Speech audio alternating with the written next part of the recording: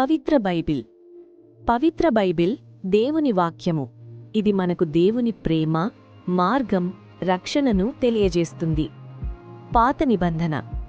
పాత నిబంధనలో సృష్టి, ధర్మశాస్త్రం, ప్రవక్తలు మరియు దేవుని వాగ్దానాలు ఉన్నాయి.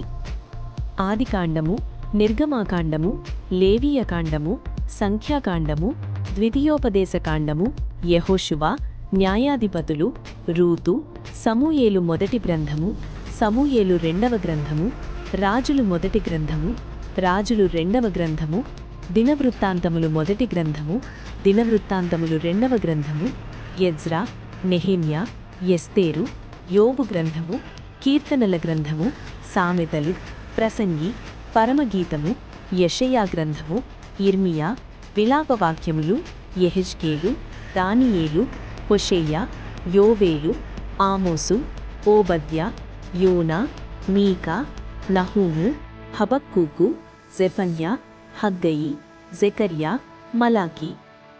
కొత్త నిబంధన. కొత్త నిబంధనలో యేసుక్రీస్తు జీవితం, రక్షణ సువార్త మరియు విశ్వాస బోధ ఉంది.